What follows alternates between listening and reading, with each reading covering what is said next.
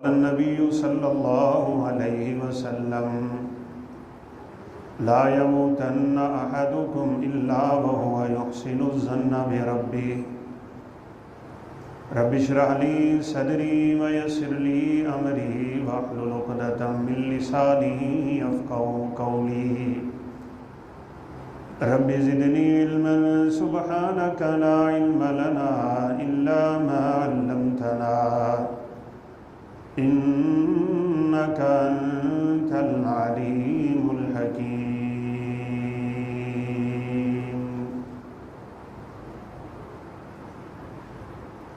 مختصر حمد و ثنا کے بعد حالات جتنے بھی سنگین ہو جائیں، بندہ مومن کا یہ شیوہ ہے کہ وہ اپنے رب سے بہتری کی امید رکھتا ہے اور اسے اپنے مالک الملک پہ اچھا گمان ہوتا ہے، اور اللہ رب العزت پہ حسن ظن قائم کرنا ایمان کی نشانی ہے۔ اللہ کے بارے اگر کسی کے ذہن میں برا گمان آ گیا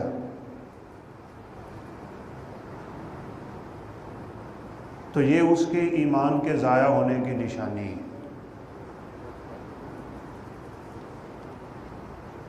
اس وقت ملک پاکستان میں مہنگائی کا بہت ہی عروج ہے، اور بالخصوص بجلی کے بلوں کے مسئلہ میں لوگ بہت پریشان ہیں۔ اس پریشانی کے عالم میں بہت سے کم علم کم عمل لوگوں کی زبانوں پہ اللہ رب العزت کے لیے اچھے کلمات نہیں سنے جا رہے۔ یہ ایمان والے آدمی کی نشانی نہیں ہے۔ مومن آدمی کا تو اللہ پہ ایمان اور یقین اور توکل اور بھروسہ ہے۔ حالات جس قدر مرضی سنگین ہو جائیں، ان کو اسی ذات نے ہی تبدیل کرنا ہے، اور اگر کوئی اپنے رب سے صحیح تعلق مضبوط کر لے گا تو وہ حالات بھی تبدیل کر دیں گے۔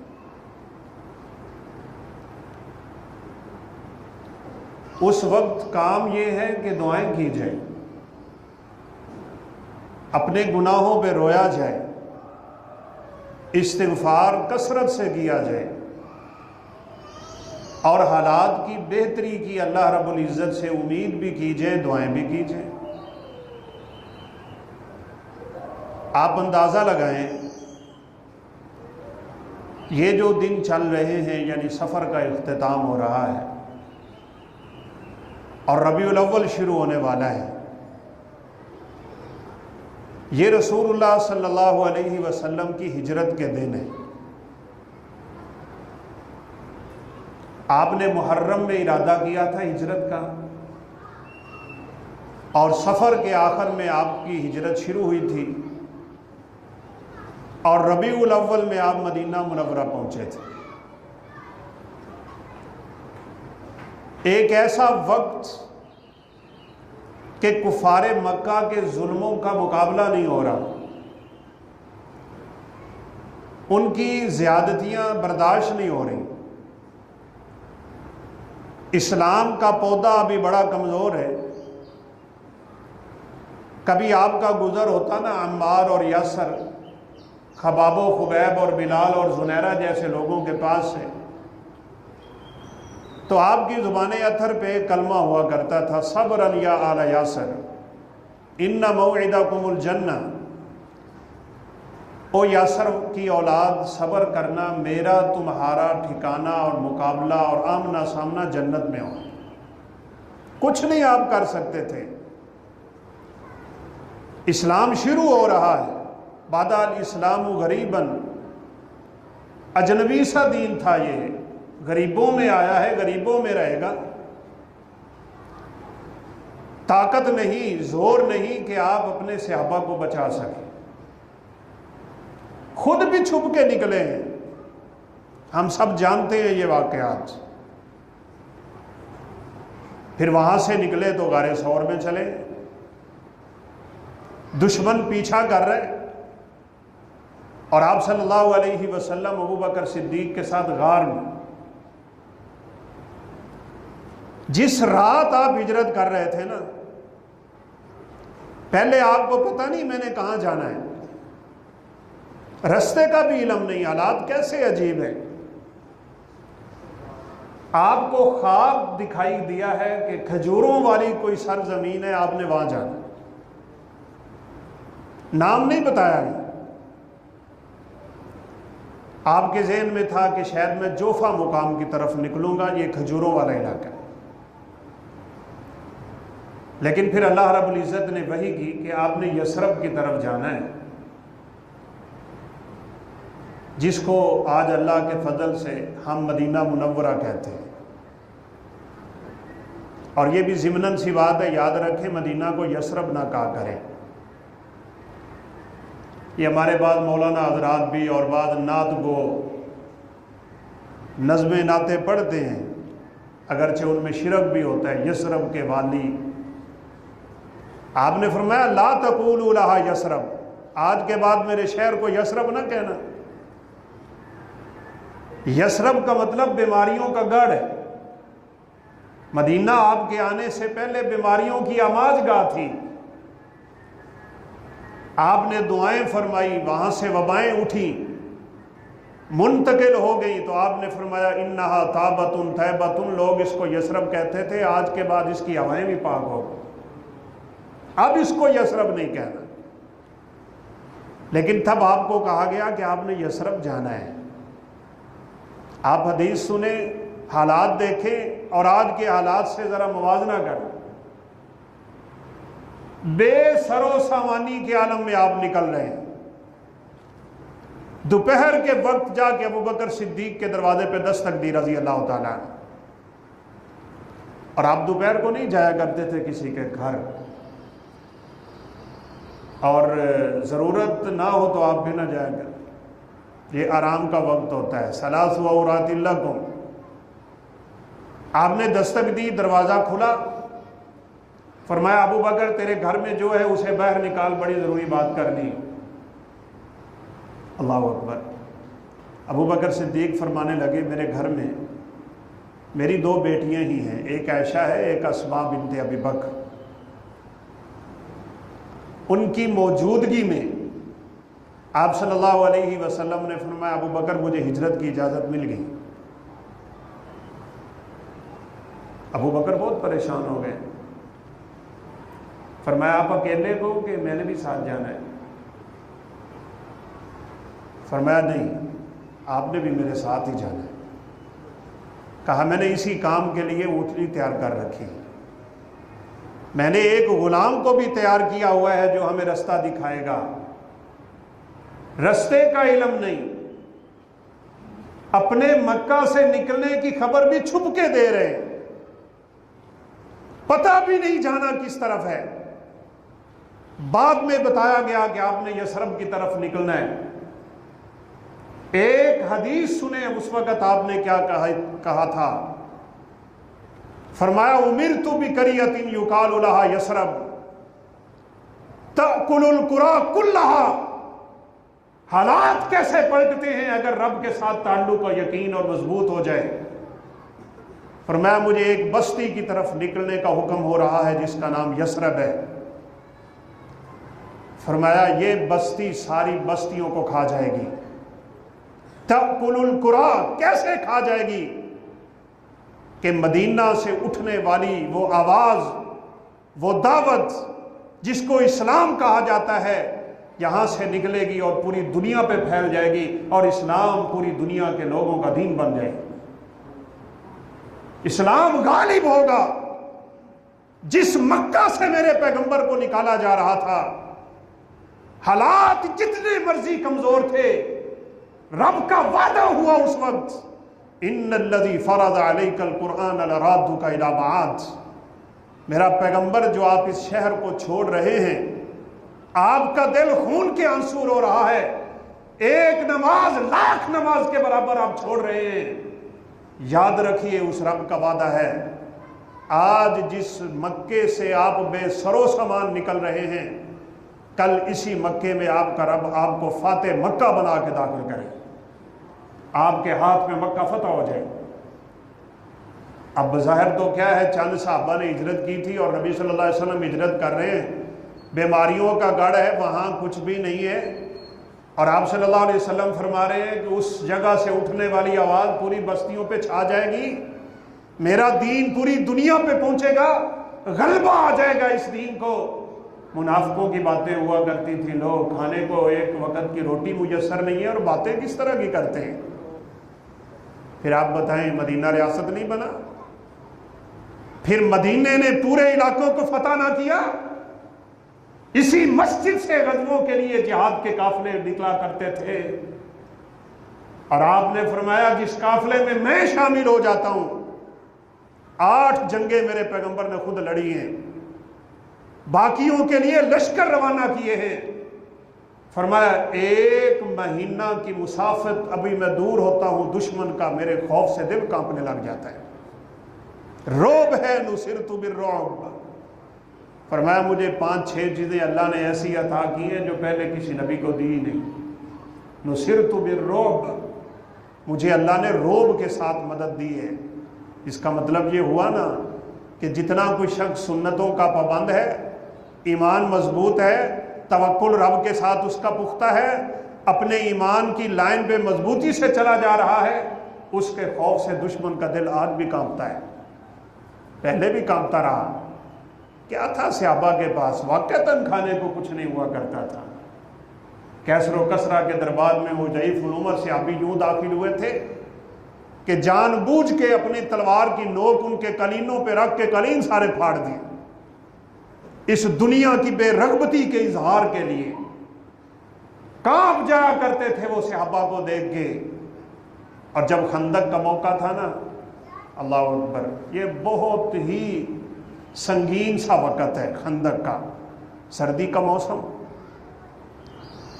2 جنگیں بڑی پہلے ہو چکی، بدر اور احد میں 70 صحابہ شہید ہوئے، سیدنا امیر حمزہ سید الشہداء، بڑے بڑے جلیل القدر، خود رسول اللہ صلی اللہ علیہ وسلم دندان مبارک زخمی۔ اب کی بار تو دشمن نے پوری پلاننگ کی ہوئی، مختلف قبائل کے مل کے سب اکٹھے ہو کے آ رہے ہیں، اور عجیب تر بات یہ تھی کہ یہودیوں سے بھی معاہدہ ہو چکا تھا، وہ مدینے کی پچھلی جانب بیٹھے ہیں، اور مسلمانوں نے نبی کائنات علیہ السلام نے آتے ہی معاہدہ کیا تھا، نہ ہم تمہارے خلاف لڑیں گے، نہ تم ہمارے خلاف کسی کا ساتھ دو گے، امن سے رہو گے، امن سے بیٹھو گے۔ لیکن اس وقت ان کی بھی خفیہ بات ہو چکی ہے کہ آپ آگے سے حملہ کرنا، ہم پیچھے سے حملہ کریں گے، اور ان کے گھروں سے بچوں اور ضعیف العمر افراد کو اور عورتوں کو اٹھا کے قیدی بنائیں گے، ان کے گھروں کو تباہ کرنا ہمارا کام ہے، ان کے جوانوں کو قتل کرنا تمہارا کام ہے۔ یہودی بھی، منافق بھی اور مشرک بھی، تینوں قوتیں مل کے اسلام کو مٹانے پہ تلی ہیں۔ سردی کا موسم، لباس نہیں ہے پہننے کے لیے، اور سلمان فارسی رضی اللہ تعالیٰ عنہ نے مشورہ دے دیا کہ اللہ کے حبیب، ہم جب فارس میں اپنا دفاع کرتے ہیں نا تو بڑی طاقتوں کے سامنے ہمارا دفاع یہ ہوتا ہے کہ ہم خندقیں کھود کے اپنے قلعے محفوظ کر لیتے ہیں، نہ دشمن پار آ سکتا ہے نہ جنگ ہوتی ہے، ہم یہاں بھی یہی کام کر لیتے ہیں۔ اس لیے اس جنگ کو جنگ خندق کہتے ہیں، اس کو غزوہ احزاب بھی کہتے ہیں۔ اس نام کی پوری سورت ہے قرآن میں سورۃ الاحزاب، اور احزاب کا معنی لشکر ہی لشکر، دشمن ہی دشمن، طاقتیں بڑی جمع کر کے لائے تھے۔ لیکن صحابہ کرام کے ایمان کی حالت، خندق کھودنا شروع ہو، ایک طرف احد پہاڑ ہے اور اس نے مدینے کو ایک طرف سے گھیر رکھا ہے، ایک طرف سے جبل سلا ہے اور آگے کھجوروں کے باغ شروع ہو جاتے ہیں. یہ فرنٹ کا ایریا 2 سے 2.5 کلومیٹر. یہاں خندق کھودی صحابہ نے 10 ہاتھ گہری اور 9 ہاتھ چوڑی. یہ ہاتھ ہوتا ہے ایک عام آدمی کا. آپ اندازہ لگائیں اس مسجد جتنی چوڑائی ہوگی اس کی. اس وقت کوئی کرین نہیں، کوئی بہت بڑے ہتھیار نہیں ہے. بھوک اپنی جگہ، پیاس اپنی جگہ، سردی اپنی جگہ، بے لباسی اپنی جگہ، دشمن کا خوف اپنی جگہ. لیکن صحابہ نے یہ خندق اتنے جذبے سے کھودی تھی کہ مٹی اندر سے اٹھا کے جب باہر پھینکتے نا اسی طرف پھینکتے تھے جس طرف سے دشمن نے آنا ہوتا تھا. تو شعر پڑا کرتے تھے نحن الذین بایعوا محمدا علی الجہاد ما بقینا ابدا. ہم نے اپنے پیغمبر کے ہاتھ پہ ہاتھ رکھ دیا، جب تک زندگی کی ایک رمق باقی ہے ہم خون کا آخری قطرہ اس اسلام کے لیے بہا دیں گے. آگے سے میرے پیغمبر خوشی سے جواب دیا کرتے تھے اللہم لا خیر الا خیر الاخرہ فاغفر الانصار والمہاجرہ. یا اللہ یہ دنیا کی لذتیں کچھ نہیں ہیں، یہ دنیا کی بھلائی کچھ نہیں ہے، اصل خیر تو آخرت کی خیر ہے. یہ میرے انصار اور مہاجر جتنے اس کام پہ لگے ہوئے ہیں اللہ اپنی رحمت سے سب کے سب کو معاف فرمائے. اب یہی پڑھی جا رہی، خندق کھودی جا رہی. اللہ اکبر. آپ نے واقعات سنے ہوئے ہیں، ہم نے تو ذرا موضوع سے اس کو اٹیچ کرنا ہوتا ہے. صحابہ آئے ہیں اور کہا کہ ایک چٹان نہیں ٹوٹ رہی. بعض صحابہ نے نا بھوک کی وجہ سے اپنے پیٹ پہ پتھر باندھا ہوا تھا. اگر اس وجہ کو آپ جانتے ہوں تو حیران کن وجہ ہے. انسان جب شدید بھوک کی حالت میں جاتا ہے نا تو اس کی کمر جھک جاتی ہے. تو پتھر باندھتے تھے تاکہ کمر نہ جھکے، سیدھے رہے. دل میں خیال ہے کہ ہم نے ایک پتھر باندھا ہوا ہے بھوک کی وجہ سے. سرور کائنات نے فرمایا بتاؤ کون سی چٹان نہیں ٹوٹ رہی. آپ اترے خندق میں، آپ نے ہاتھ میں کدال پکڑی اور یوں کر کے کدال اوپر کو اٹھائی نا اس چٹان پہ مارنے کے لیے. جابر کی نظر پڑی، سرور کائنات نے اپنے پیٹ پہ 2 پتھر باندھے ہوئے. رہا نہیں گیا، بڑا مشہور واقعہ ہے. دوڑ کے گئے اور جا کے اپنی بیوی کو کہا مجھے سرور کائنات کا یہ حال بے حال کر چکا ہے، بتائیں گھر میں کچھ کھانے پینے کو ہے. کہا کہ تھوڑا سا سالن، تھوڑی سی روٹیاں پک سکتی ہیں، 2 سے 3 افراد کا کھانا بن سکتا ہے بس. فرمایا جلدی سے پکا. آپ صلی اللہ علیہ وسلم کے کان میں کہا آپ اپنے 2 صحابہ کو لے کے گھر تشریف لے ہیں، مجھ سے آپ کی یہ حالت برداشت نہیں ہوئی، لیکن سپاہ سالار ہو تو ایسا ہو. اپنے صحابہ کو بھوکے چھوڑ کے کیسے آپ چلے جاتے کھانا کھانے کے لیے. آپ صلی اللہ علیہ وسلم نے سب صحابہ کو آواز دے دی. فرمایا یا اہل خندق ان جابرا قد صنع لکم صغرا. کیا کمال حکمت ہے، کیا محبت ہے، کیا پیار ہے، کیا حکمتیں ہیں میرے پیغمبر کی زبان اطہر پہ. عربی میں کھانے کو طعام کہتے ہیں اور فارسی میں سور کہتے ہیں. چونکہ خندق سلمان فارسی کے مشورے سے کھودی جا رہی تھی، آپ نے اپنی زبان سے فارسی کا کلمہ نکال دیا تاکہ سلمان فارسی یہ زبان سن کے خوش ہو جائے. فرمایا او خندق والو آ جاؤ، جابر کے گھر میں سور تیار ہو چکا، یعنی کھانا تیار ہو چکا ہے. قربان جائیں امام بخاری کی فقاہت پہ. امام بخاری نے باب قائم کیا ہے من تکلم بالفارسیۃ والرطانہ. اگر کوئی دوسری زبان بھی سیکھنا چاہتا ہو تو سیکھ سکتا ہے. ایک وقت میں ہمارے مولوی صاحب بھی کہا کرتے تھے انگریزی سیکھنا کفر ہے. کوئی کفر شفر نہیں ہے، زبانیں سیکھیں دین کی خدمت کے لیے. صحابہ کرام سے عبداللہ بن عباس کو لگایا اس کام کے لیے. جابر کہتے ہیں میں نے اعلان سنا تو میرے پاؤں تلے زمین نکل گئی. 3 افراد کا کھانا، سینکڑوں کا لشکر، اب کیا بنے گا. آپ کے قدم اٹھانے سے پہلے دوڑ کے گھر گئے. کہا اللہ والی یہ تو کام خراب ہو گیا. اور میں کیا ہو گیا. کہا رب کے حبیب نے تو سارے خندق والوں کو دعوت دے دی. عورتیں بھی ہوں تو ایسی ہو نا، واویلا نہ کریں. اور پھر اڑ کے میں آپ کو یہی کہوں گا حالات جیسے مرضی ہو جائیں، اللہ رب العزت سے انسان کا تعلق کمزور نہیں ہونا چاہیے. کہا آپ نے بتایا تھا سرور کائنات کو کہ کھانا 2 بندوں کا ہے؟ فرمایا ہاں میں نے بتایا تھا۔ تو کہا پھر جابر گھبراتے کس لیے ہو؟ اب آنے والا جانے اور لانے والا جانے، آپ لا رہے ہیں نا ہمارے گھر صحابہ کو، یہ تو ہماری سعادت ہوگی، باقی رہا کھانے کا پورا ہونا وہ مالک کائنات اپنے پیغمبر کی برکت سے کر دیں۔ اور وہی ہوا، آپ گھر تشریف لائے، فرمایا جابر ہڈیا سے ڈھکن نہیں اٹھانا، تندور سے روٹی نہیں اتار، آپ خود ہی روٹی اتارتے۔ اور چلے یہاں ایک جھوٹ بھی سن لیں، فیس بک پہ بڑا لگا پھرتا ہوتا ہے کہ سرور کائنات جس روٹی کو ہاتھ لگا دے وہ پکتی ہی نہیں ہے، آگ بھی یہاں کام کرنا چھوڑ جاتی ہے، سب جھوٹی باتیں ہیں۔ سرور کائنات روٹیاں اتارتے رہے، ہنڈیا سے ڈھکن اٹھاتے، سالن نکالتے، سارے کا سارا لشکر، جابر کہتے ہیں کھانا کھا کے چلا گیا، کھانا اسی طرح باقی بچا، ہم نے کھایا اور ہمسایوں کو بھی دیا۔ لیکن بات یہ کرنا چاہ رہا ہوں، بھوک سے 2 پتھر میرے پیغمبر نے اپنے پیٹ میں باندھے ہوئے، صحابہ کرام نے ایک ایک پتھر باندھا ہوا ہے، حالات بہت سنگین ہیں، سامنے ہزاروں کا لشکر پوری طاقت کے ساتھ بیٹھا ہے، اور یہاں سردی کے موسم میں پہننے کو کپڑے نہیں ہیں، ٹھٹھرتے ہوئے جسم ہے۔ خوف کا یہ عالم تھا، جب خبر ملی نا کہ یہودیوں نے معاہدہ توڑ دیا ہے، ادھر سے یہ حملہ کریں گے، ادھر سے وہ حملہ کریں گے، عورتیں قیدی بنا لی جائیں گی، بچے اٹھا لیے جائیں گے، گھروں کو لوٹ لیا جائے گا۔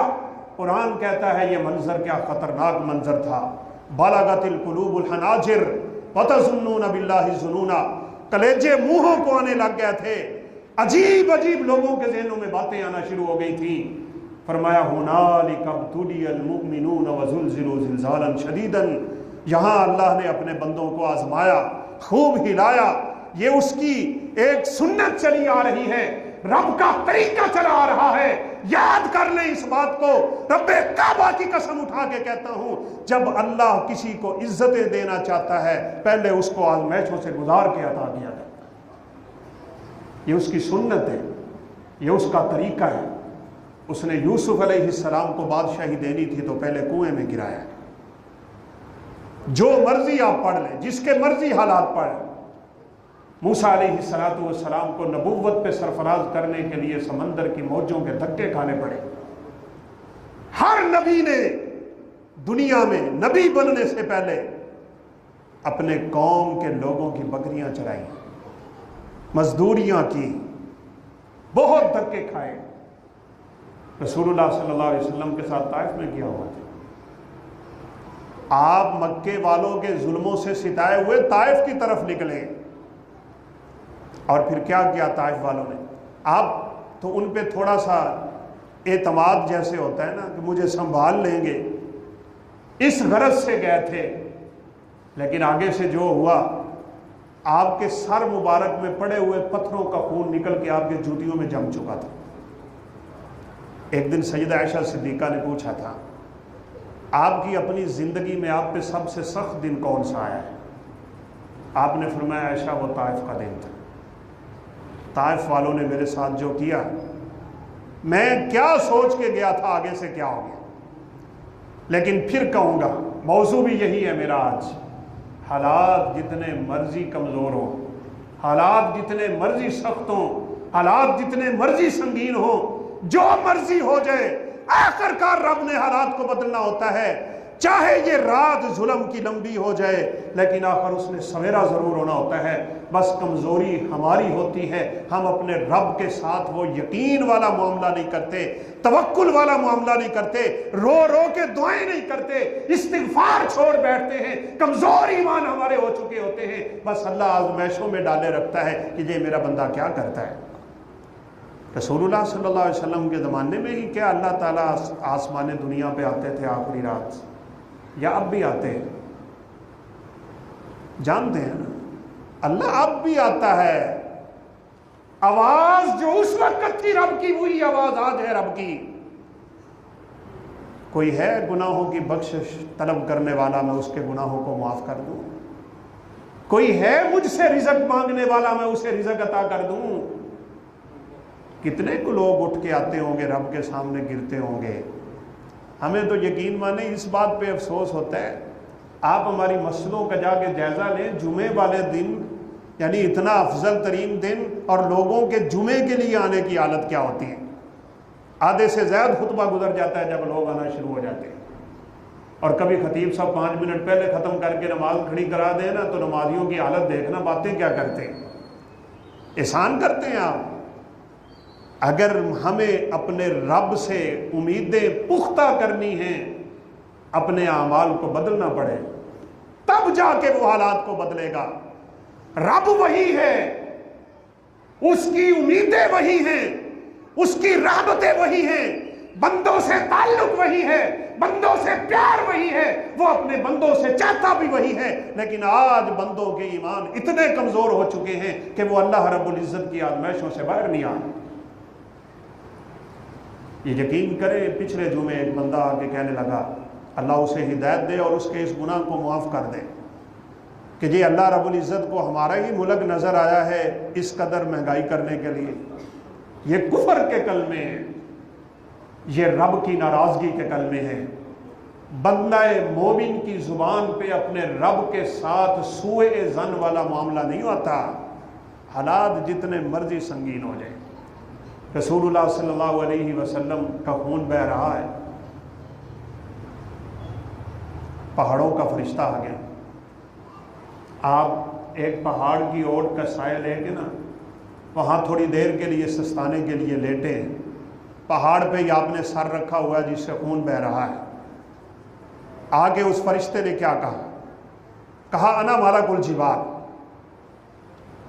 ان دنیا کے تمام معاملات کی ذمہ داریاں فرشتوں کی، پہاڑوں پہ فرشتہ، ہواؤں پہ فرشتہ، بارشوں پہ فرشتہ، رزق پہ فرشتہ، پیدائش پہ فرشتہ، موت پہ فرشتہ، ہر نظام اللہ فرشتوں سے چلا رہے ہیں۔ کہا میں پہاڑوں کا ذمہ دار فرشتہ آیا ہوں آپ کے پاس، اشارہ کریں آپ، اتبکو بین الاخشبین، پوری کی پوری طائف کی وادی کو 2 پہاڑوں کے درمیان پیس کے سرما بنا دیتا ہوں۔ ان کی جرت کیسے ہوئی آپ کو تکلیف دینے کی؟ آپ کے ساتھ ایک غلام تھے، کہتے ہیں آواز سنی، میں نے یہ اس فرشتے کی آپ صلی اللہ علیہ وسلم کے لیے جو ایک آفر کہتے ہیں نا وہ سنی، تو آپ کے اٹھتے ہوئے ہاتھ دیکھے تو میرا دل کانپ گیا، مجھے لگا کہ آج طائف تو دنیا سے مٹ جائے۔ آپ نے ہاں کرنی ہے اور ابھی دیکھتے ہی دیکھتے طائف کو پتھر و سرما بنا دیا جائے۔ آپ صلی اللہ علیہ وسلم نے ہاتھ اٹھائے اور کہا اللہم اہدی قومی فإنہم لا یعلمون، یا اللہ میری اس قوم کو ہدایت دے، انہیں پتہ ہی نہیں میں کون ہوں۔ لعل اللہ ان یخرج من اصلابہم من یعبد اللہ ولا یشرک بہ شیئا۔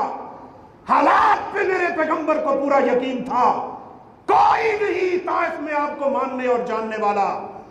آپ کو وہاں سے نکالا جا رہا ہے، پتھر مار کے نکالا جا رہا ہے، خون بہ رہا ہے میرے پیغمبر کا، لیکن رب سے تعلق اتنا مضبوط ہے اور حالات کی بہتری کی اتنی رب سے امید ہے، فرمایا انشاءاللہ اللہ انہی کی نسلوں سے ایسے افراد پیدا کرے گا جو اتنے پختہ ایمان اور توحید کے مالک ہوں گے کہ وہ کبھی رب تعالیٰ کے ساتھ شرک نہ کریں۔ اور پھر کائنات کی آنکھ نے دیکھا عبداللہ بن عباس جیسے مفسر قرآن یہاں سے اٹھے، پھر آپ کے سندھ اور ہند کو فتح کرنے والا محمد بن قاسم کو اللہ نے طائف کی وادیوں سے نکالا۔ لعل اللہ ان یخرج من اصلابہم من یعبد اللہ ولا یشرک بہ شیئا۔ کبھی حالات سے گھبرا کے اپنے رب پہ برا گمان قائم نہ کیجیے گا، یہ ہمارے ایمان کے منافی ہے اور بندہ مومن کی شان کے بھی منافی۔ پھر ہوا رسول اللہ صلی اللہ علیہ وسلم نے جب چٹان پہ کدال ماری نا خندق میں، اس سے چنگاریاں اڑی، اللہ اکبر۔ آپ صلی اللہ علیہ وسلم نے فرمایا کہ مجھے ان چنگاریوں کی روشنی میں کیسر و کسرا کی ٹوٹتی ہوئی سلطنتیں نظر آ رہی۔ اس وقت دنیا میں امریکہ سپر پاور ہے، اس وقت 2 سپر پاور، کیسر اور روم، ان دونوں کا ڈنکا بجتا تھا پوری دنیا پہ۔ اور ہاں میں پھر آپ کو کہہ دیتا ہوں، ایک وقت تھا دنیا میں پاکستان نہیں ہے، ایک وقت تھا دنیا میں ترکی نہیں ہے، ایک وقت تھا دنیا میں مملکت توحید سعودی عرب نہیں ہے، کفر ہی کفر تھا یہاں پہ، کافر رہتے تھے یہاں پہ۔ جس رب نے ان ملکوں کو ہمارے لیے پیدا کر لیا، اتنے حالات کے خطرناک ہونے کے باوجود، تو ہمارے حالات کی بہتری اس رب سے کیا نعوذ باللہ اتنی دور ہے؟ دوری ہمارے اندر ہے، کمزوری ہمارے اندر ہے، ہمیں رب سے تعلق جوڑنے کے طریقے نہیں آ رہے، ہمیں رب کو منانے کا انداز نہیں آ رہا، ہمیں رات کے وقت اٹھنے کی توفیق نہیں مل رہی، کبھی اپنے آنسو بہا کے ان مسلوں کو گیلا کرنے والی سنتیں ہمیں یاد نہیں آ رہی، ہم مزے سے سوتے ہیں رات کو موبائل دیکھ کے، اور فجر کی نماز سوتے سوتے ہی ضائع کر دیتے ہیں، اور امید رکھے بیٹھے ہیں کہ اللہ بہتری کرے۔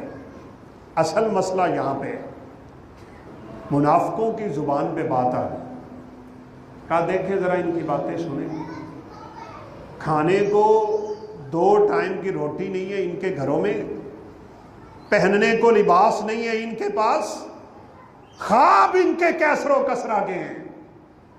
کیسی باتیں کرتا ہے یہ پیغمبر؟ لیکن میرے پیغمبر کو اپنے رب پہ جتنا یقین اور اعتماد اور بھروسہ ہے کائنات میں کسی کا نہیں۔ آپ کو پتا تھا ایک وقت آئے گا چاہے حالات جتنے مرضی کمزور ہیں کہ کیسر و کسرا پہ اسلام کا جھنڈا لگ جائے گا۔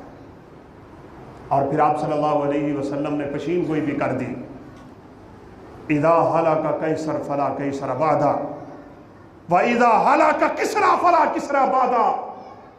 اگر کیسر کی طاقت ٹوٹ گئی اور ٹوٹے گی، میرے پیغمبر نے کہا تھا، فرمایا پھر قیامت تک یہ دوبارہ طاقت بن نہ سکے گی ان کی، اور فرمایا جب کسریٰ ٹوٹے گا، کسریٰ کی طاقت یوں بکھر جائے گی، فلا قیصر بعدہ فلا کسریٰ بعدہ، کہ قیامت تک کیسر و کسریٰ کی یہ طاقتیں دوبارہ بحال نہیں ہو سکیں، نہیں ہو سکیں اور ہو بھی نہیں سکتی۔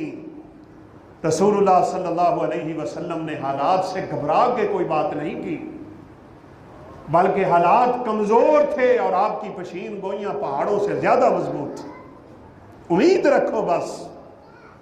غار ثور میں آپ صلی اللہ علیہ وسلم کے ساتھ ابو بکر صدیق ہے، واقعہ آپ نے علماء سے سن رکھا ہے، اور معذرت کے ساتھ یہ کمزوریاں بھی سن رکھی ہوں گی کہ مکڑی نے جالا بنا لیا تھا، فاختہ نے انڈے دے دیے تھے، سب ضعیف واقعات ہیں۔ کیا رب تعالیٰ کو اپنے پیغمبر کو بچانے کے لیے مکڑی سے کام لینا تھا؟ کیسی باتیں کرتے ہو؟ جالا لگا کے دکھانا کیا کام ہے؟ کچھ نہیں تھا اس غار کے سامنے۔ ابو بکر صدیق سامنے دیکھ رہے تھے، ان کے پاؤں نظر آ رہے ہیں، اور اپنی زبان سے یہ کلمہ کہہ بیٹھے، کہا ان میں سے اگر کوئی نیچے ہو گیا نا، اس کی سیدھی نظر ہم پہ پڑے گی۔ اللہ اکبر۔ رسول اللہ صلی اللہ علیہ وسلم نے فرمایا ابو بکر کیا کہتے ہو؟ کیا تو یہ سمجھ رہا ہے کہ ہم یہاں پہ 2 ہیں؟ ہمارے ساتھ تیسرا اللہ ہے۔ ثانی اثنین، قرآن اترا، ابو بکر کی شان میں اترا، ثانی اثنین اذ ہما فی الغار اذ یقول لصاحبہ لا تحزن ان اللہ معنا۔ دونوں ہی تھے غار میں اور کوئی تیسرا نہ تھا، اور وہ کہہ رہے تھے اپنے ساتھی کو جس کی صحابیت کی گواہی میرے رب نے دی ہو، آج اس پہ لوگ تانا زنی کریں تو ان کا ایمان کہاں رہ جائے گا؟ اپنے ایمانوں کی فکر کریں، جن کو ابو بکر اچھے نہیں لگتے، جن کو عمر فاروق، عثمان اور علی اچھے نہیں لگتے، ابو بکر کے ایمان کی اور صحابیت کی گواہی تو اللہ نے خود دی ہوئی۔ بلکہ چلے بات آ ہی گئی ہے تو میں یہ بھی تھوڑا سا واقعہ آپ کو سنا دیتا ہوں۔ ایک یہودی کہہ بیٹھا اللہ فقیر، نعوذ باللہ ثم نعوذ باللہ۔ یہودی کائنات کی سب سے بدبخت قوم ہے جو اللہ رب العزت کی شان میں بھی گستاخیاں کرتا ہے۔ کہنے لگے اللہ فقیر ہے، کنجوس ہے، کنگال ہے، نقل کفر نباشے۔ ابو بکر صدیق نے اس کے چہرے پہ تھپڑ جاڑا۔ اب یہ نبی صلی اللہ علیہ وسلم کی خدمت میں آ اور کہنے لگا مجھے بدلہ لے کے دے۔ ابو بکر صدیق نے میرے چہرے پہ تھپڑ مارا، آپ نے بلا لیا، یہی تو عدالت ہے، یہی تو عدل ہے، یہی تو ایمان ہے۔ ابو بکر تو نے اس کے چہرے پہ تھپڑ مارا؟ فرمایا ہاں اللہ کے حبیب مارا ہے۔ کیوں؟ کہا اس نے کہا تھا اللہ فقیر ہے۔ فرمایا گواہی؟ بس کیس کا حل تو دو گواہیاں ہیں، بتا تیرے پاس گواہ کون ہے جب اس نے یہ کلمہ بولا اور تو نے تھپڑ مارا تھا؟ کہ اللہ کے حبیب میرا کوئی گواہ نہیں ہے، یہ تھا اور میں تھا اور کوئی نہیں۔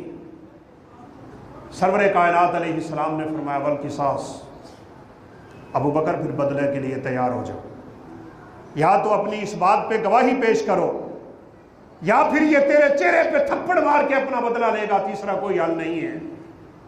اس وقت کی عدالت کے فیصلے طریقوں میں نہیں جایا کرتے تھے۔ پھر ہم کہتے ہیں ہمارا رب ہم پہ ناراض کیوں ہے؟ مرے ہوئے لوگوں کو 20 سال ہو جاتے ہیں اور عدالت سے اعلان آتا ہے کہ وہ بری ہو گیا، پتہ چلتا ہے وہ تو مر گیا بیچارہ۔ اتنی تاریخیں ڈال ڈال کے مجرموں کو پناہیں دیتے ہیں، پھر اللہ کیسے ہمارے حالات پہ رحم کرے؟ فرمایا ابو بکر تیار رہو، ابھی بدلہ لیا جائے گا، بدلے کی تیاری ہو رہی ہے۔ جبریل قرآن لے کے اترے، لقد سمع اللہ قول الذین قالوا، اللہ رب العزت نے ان بدبختوں کی بات خود سنی جنہوں نے کہا تھا اللہ فقیر ہے۔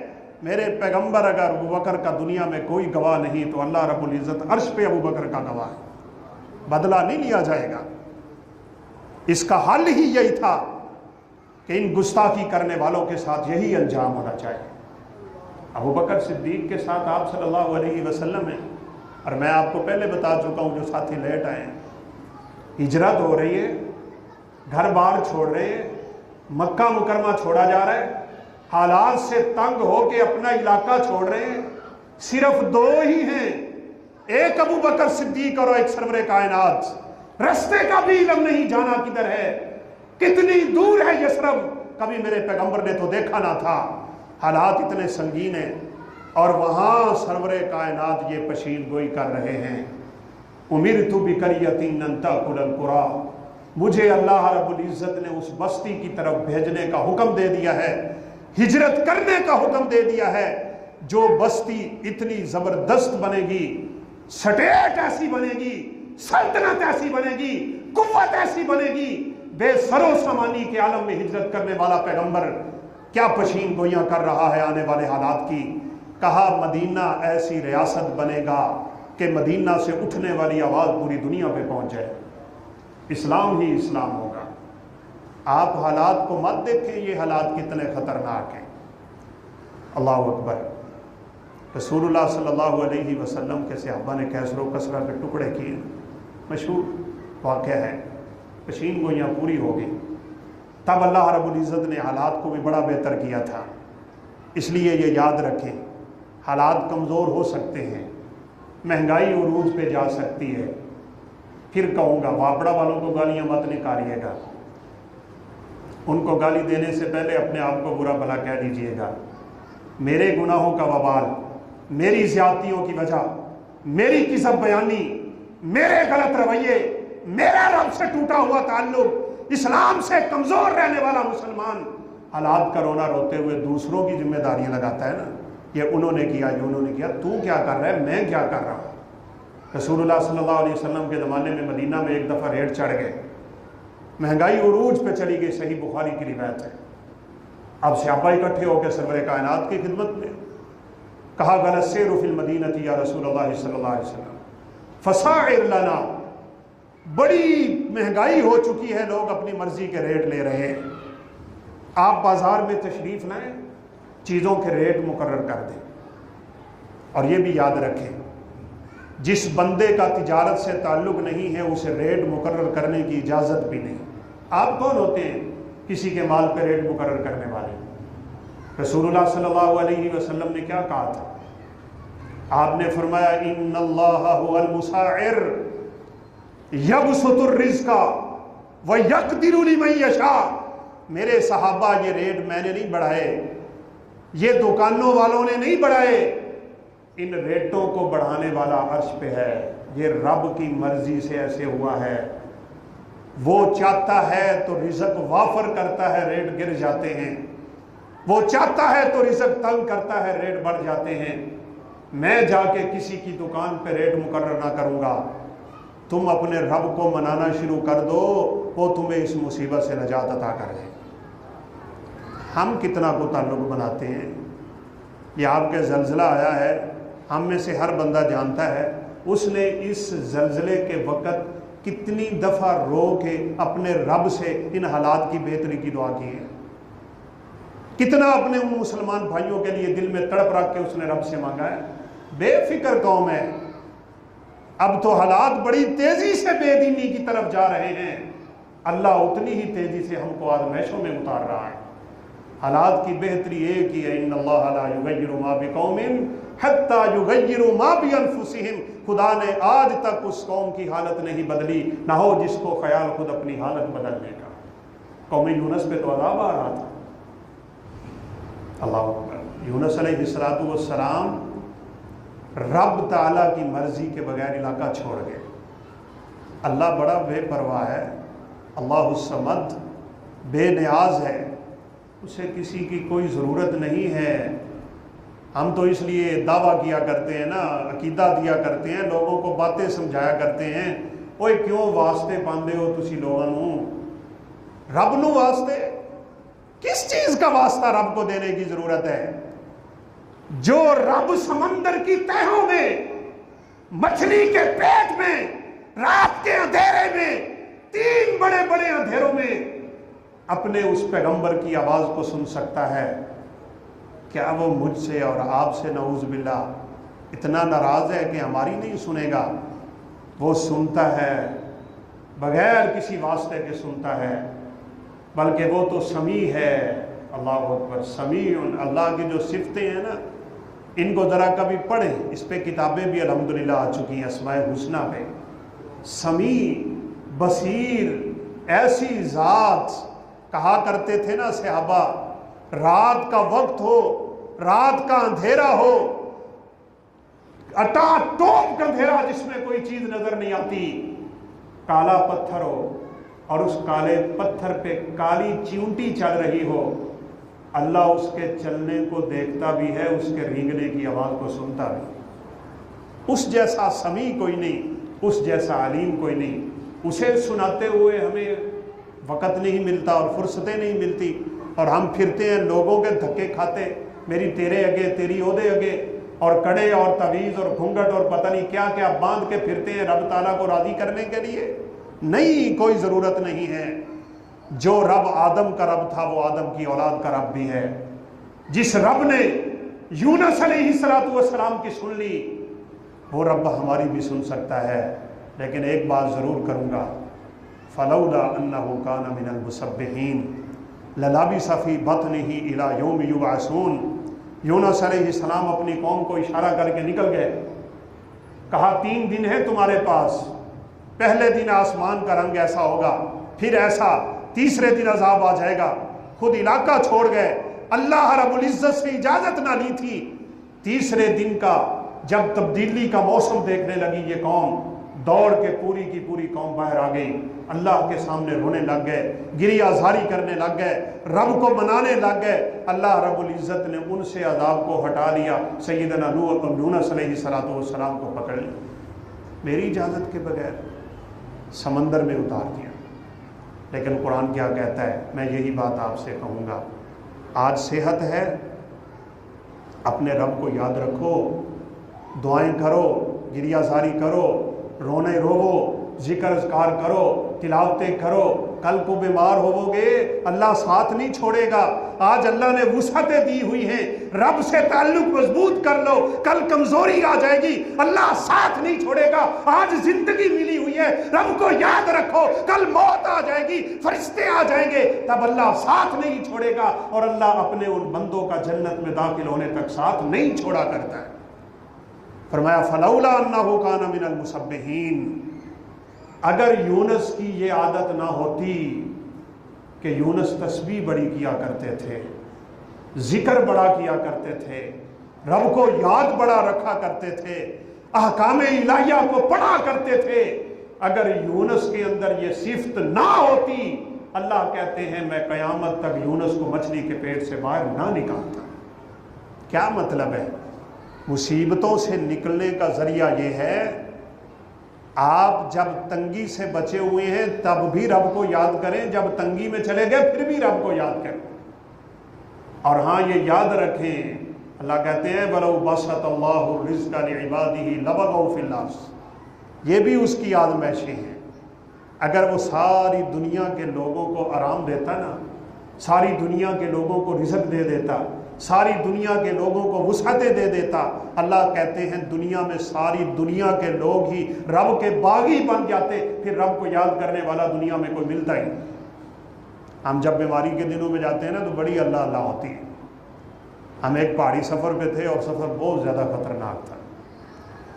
جب ہماری گاڑی روانہ ہونے لگی تو وہاں کے ایک بھائی ہمیں نصیحتیں کرنے لگے اور کہا کہ آپ نے پورے سفر میں رب کو یاد کرنا ہے، گاڑی پھسل بھی سکتی ہے، گر بھی سکتے ہیں، موت بھی آ سکتی ہے، بس آپ کی زبانوں پہ رب تعالیٰ کا ذکر ہونا چاہیے۔ اور بعد میں مسکرا کے کہنے لگے ویسے آپ ذکر نہیں بھی کریں گے تو نکلے گا ذکر ہی۔ حالات جب خطرناک ہوتے ہیں تو زبانوں پہ اللہ ہی آتا ہے، اس لیے جب تنگی نہیں تو رب کو یاد کر، جب صحت ہے تو رب کو یاد کر، اولاد ہے تو رب کو یاد کر، نعمتیں ہیں تو رب کو یاد کر۔ ایک لمحے میں سیلاب نے پلٹا ہے لوگوں کے حالات کو۔ بڑے بڑے امیر زادے سڑکوں پہ روٹی مانگنے کے لیے کھڑے تھے۔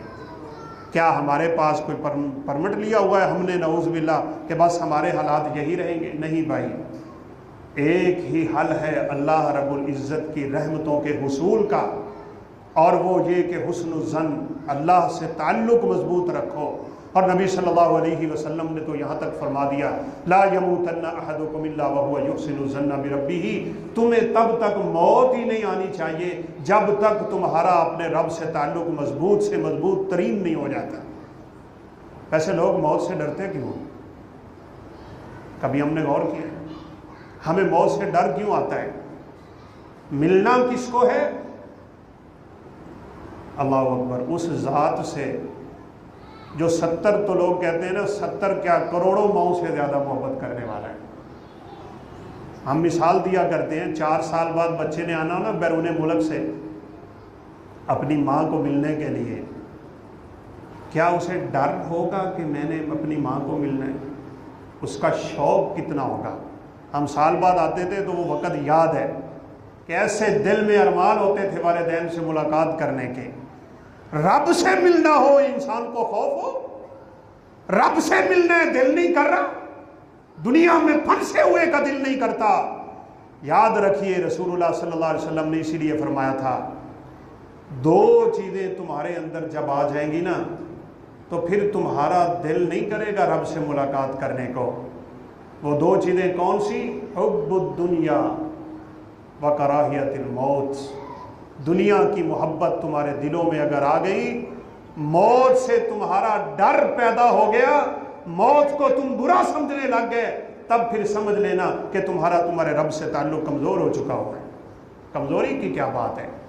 وہ صحابی تو ہاتھ میں کھجوریں پکڑ کے نہیں کھڑے تھے، جنہوں نے جنت کی بات سنی تو انہوں نے کھجوریں ہی پھینک دی، کہا اس رب سے ملاقات میں کہیں یہ کھجوریں مجھے تاخیر میں نہ لے جائیں، میں نہیں چاہتا یہ کھجوریں کھاتے کھاتے اپنے رب کی ملاقات کو لیٹ کر بیٹھوں۔ او گئے میدان میں تیر لگا تو فزت ورب الکعبہ کے الفاظ تھے زبان پہ، کہا کعبہ کے رب کی قسم لوگوں میں کامیاب ہو۔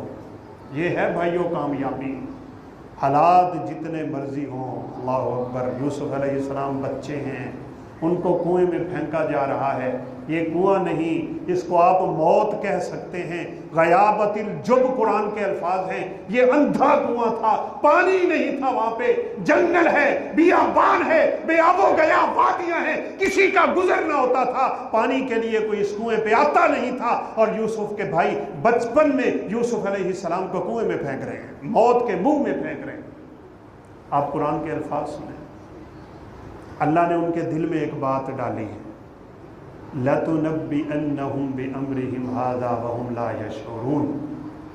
یوسف، کل کو تو اپنے ان بھائیوں کو ساری خبریں دے گا کہ انہوں نے یہ کام کیوں کیا تھا، انہیں پتہ ہی نہیں ہے کون دنیا میں مانتا ہے کہ بچپن میں کنویں میں گرا ہوا بچہ کل کو مصر کے تخت پہ بیٹھ کے دنیا پہ بادشاہی کرے گا؟ حالات جو بھی ہوں رب سے تعلق مضبوط سے مضبوط کریں، بس اسی نے ہمارے حالات کو تبدیل کرنا ہے۔ اپنی زبان پہ کبھی رب تعالیٰ کی ناراضگی کے کلمے نہ لائیے گا، اور پھر وہ وقت آیا نا، آپ سب جانتے ہیں، بلکہ کچھ مولانا حضرات تو ماشاءاللہ 6 جمعے یوسف علیہ السلام کے واقعے پہ چلاتے ہیں۔ ان کا اپنا اپنا مزاج ہوتا ہے، واقعات میں بڑے مزے ہوتے ہیں، راگیں لگا لگا کے سنانا، لیکن اصل یہ ہے جب کوئی واقعہ سنو، جب کوئی واقعہ پڑھو، قرآن کی آخری آیتیں یہ ہوتی ہیں لَقَدْ كَانَ فِي قِصَصِهِمْ عِبْرَةٌ لِأُولِي الْأَلْبَابِ۔ خود سیکھو کہ اس واقعے میں میرے لیے عبرت کا سامان کہاں ہے، میرے لیے کیا اسباق ہے۔ مزے کے قصے سنا کے چلے جانا یہ کوئی بات نہیں۔ اللہ اکبر۔ یوسف علیہ السلام کو اللہ رب العزت نے جب بادشاہی دے دی، بھائی آئے غلہ مانگنے کے لیے، ایک سالیاں ہیں پوری دنیا پہ، دے دیا غلہ۔ پھر بنیامین کو بھی طلب کیا تھا، مشہور واقعہ ہے۔ تو جب جانے لگے نا تو یوسف علیہ السلام نے بھائیوں کو کہا، جانتے ہو هل علمتم ما فعلتم بيوسف، جانتے ہو تم نے اپنے بھائی یوسف سے کیا کیا تھا؟ ڈگمگا گئے، کہاں یوسف، کہاں کا واقعہ، 10 سال پہلے کی بات، یہ کون ہے یوسف کی بات کرنے والا اس اجنبی ملک میں؟ لیکن بات جو میں آپ سے کرنا چاہتا ہوں، کنویں میں گرتے ہوئے جو یوسف کی زبان پہ الفاظ رب نے جاری کیے تھے، جو دل میں الہام کیا تھا، لَتُنَبِّئَنَّهُمْ بِأَمْرِهِمْ هَٰذَا، یوسف ساری بات کرے گا تو ان سے، کنویں میں کیوں گرے تھے، کیوں گرایا تھا، کون تھے گرانے والے، کب گرے تھے، ساری باتیں تو ان سے کرے گا۔ آج اس رب کے وعدے کے پورا ہونے کا وقت ہوا چاہتا ہے۔ اللہ کے وعدوں سے بڑھ کے کسی کا سچا وعدہ نہیں ہے۔ وہ پنجابی کے خطیب کہتے ہیں توڑیاں مارنے لگے ایک دوسرے کو، کی چکر ہے، ہم تو آئے ہیں دانے مانگنے کے لیے، یہ یوسف کا قصہ چھیڑ بیٹھا ہے۔ بڑی عمیق نظروں سے بھائی کے چہرے پہ نظر دوڑائی اور پھر کہنے لگے اِنَّكَ لَأَنْتَ یوسف، کہیں تو ہی تو یوسف نہیں ہے؟ قَالَ أَنَا يُوسُفُ وَهَذَا أَخِي قَدْ مَنَّ اللَّهُ عَلَيْنَا إِنَّهُ مَن يَتَّقِ وَيَصْبِرْ۔ یہ ہے سبق، خدا کی قسم اٹھا کے کہتا ہوں، جو سبق یوسف اپنے بھائیوں کو سکھا رہے ہیں۔ کہا سنو، جو رب سے ڈرنے والا ہوتا ہے، صبر کرنے والا ہوتا ہے، آزمائشوں پہ خاموشی اختیار کرنے والا ہوتا ہے، اللہ اسے وہ عزتیں عطا کرتے ہیں جو دنیا والے سوچ نہیں سکتے۔ واہ ویلے نہ کیا کرو، مر گئے لٹے گئے، کوئی حال نہیں، بس ہوئی پئی ہے، مہنگائی بڑی ہے۔ ان حالات کو اسی رب نے تبدیل کرنا ہے۔ اور ہاں ایک بات پھر کر لیتا ہوں، اور آپ کے اور میرے بڑے پتے کی بات ہے، جب ماں باپ بھی آ گئے نا تو یوسف علیہ السلام نے ایک بات کی تھی، کہا میرے رب نے مجھ پہ بڑا احسان کیا، اخرجنی من السجن، جس رب نے مجھے کنویں سے نکالا، جس رب نے مجھے جیل سے نکالا، اخرجنی من السجن۔ مفسرین نے ایک نقطہ لکھا اور کمال لکھا ہے، میرے اور آپ کے لیے بڑا سبق ہے۔ کہا اس رب کی بڑی شان ہے، اس رب کا بڑا مقام ہے، اس رب کا بڑا احسان ہے، جس رب نے مجھے جیل سے نکالا ہے۔ جیل سے نکلنا کوئی بڑی بات نہیں ہے، جیل سے بڑے بڑے مجرم نکل جاتے ہیں، جیل سے بڑے بڑے قیدیوں کو نکال لیا جاتا ہے۔ کہنا یہ چاہیے تھا یوسف کو، جس رب نے مجھے کنویں سے نکالا، یہ نکلنا اثر رب کا معجزہ تھا۔ لیکن یوسف علیہ السلام نے جیل کا نام لیا ہے، کنویں کا نام نہیں لیا۔ کیوں؟ کبھی بیٹھ کے سوچ لو، کنویں میں پھینکنے والے سامنے کھڑے ہیں، اگر میں بات کروں گا تو ان کے دل پہ تکلیف ہو جائے گی۔ الفاظ ہی بدل لیے اور کہا مجھے جیل سے نکالا ہے۔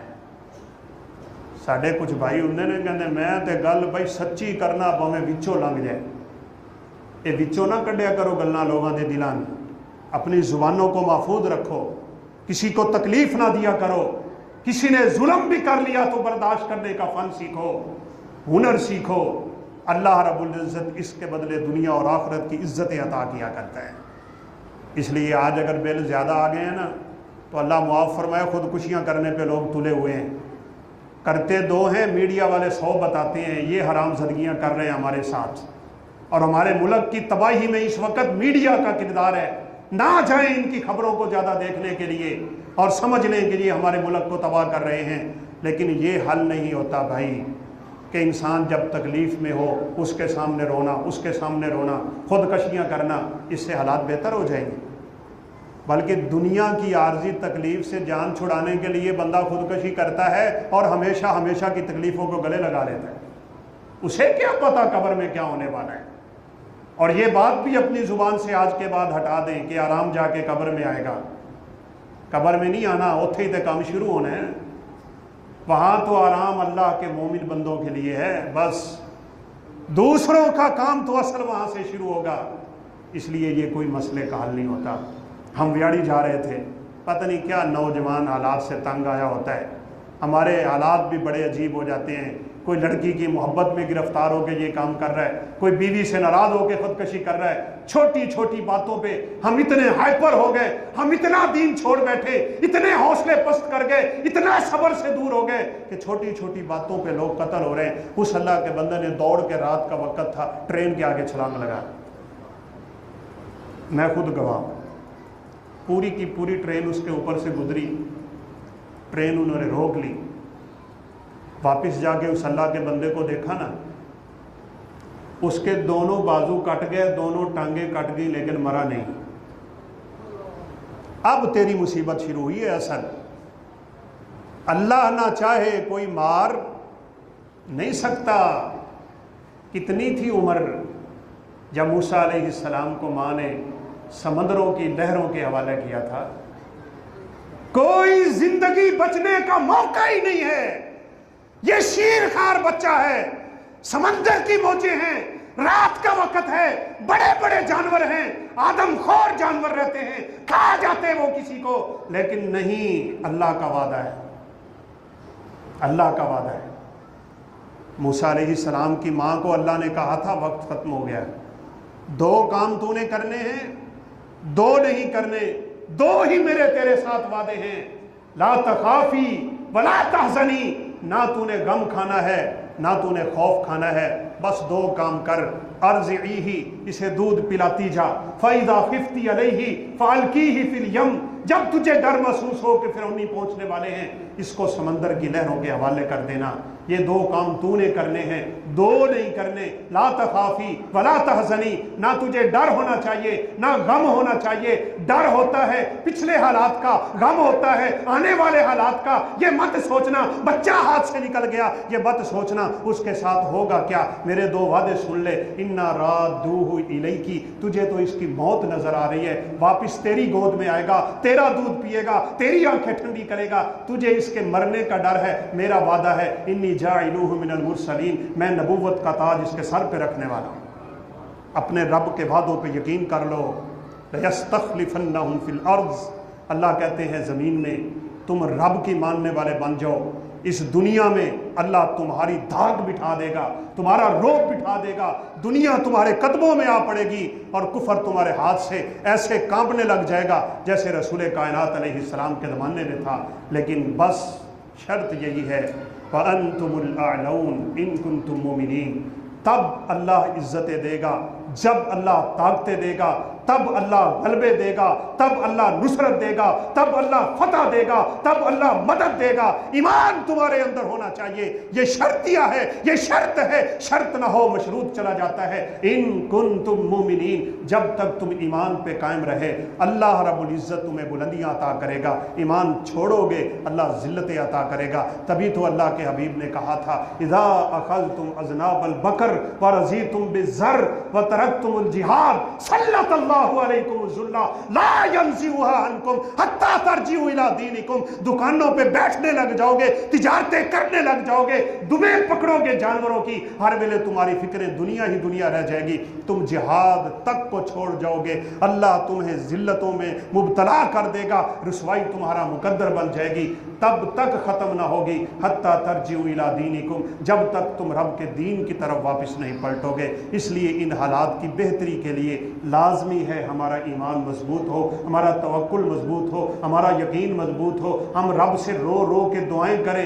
التجائیں کریں۔ پورا معاشرہ نہیں کرتا، آپ کرنے لگ جائیں، اللہ آپ کے حالات تبدیل کر دے گا، آپ کے گھر کے حالات تبدیل کر دے گا، آپ کی اولاد کے حالات تبدیل کر دے گا۔ اس کا وعدہ ہے وَمَنْ أَصْدَقُ مِنَ اللَّهِ حَدِيثًا، اللہ سے سچے کائنات میں کسی کے وعدے نہیں ہوتے۔ اللہ رب العزت سے دعا ہے وہ ہمارے حالات پہ رحم فرمائے، اور یہ ایک سنگینی سی جو ہمارے ہاں پیدا ہو چکی ہے، جو معاشی بحران ہے، معاشرتی بحران ہے، سیاسی بحران ہے، ہر طرح کا بحران ہے، اللہ رب العزت اس سے امت مسلمہ کو اور بالخصوص ملک پاکستان کے باسیوں کو نکالے۔ اللہ ہمارے ملک کی حفاظت فرمائے، شریروں کے شر سے محفوظ فرمائے، ہمارے حالات پہ رحم فرمائے۔ انہ سمیع قریب مجیب، وآخر دعوانا الحمد للہ رب العالمین۔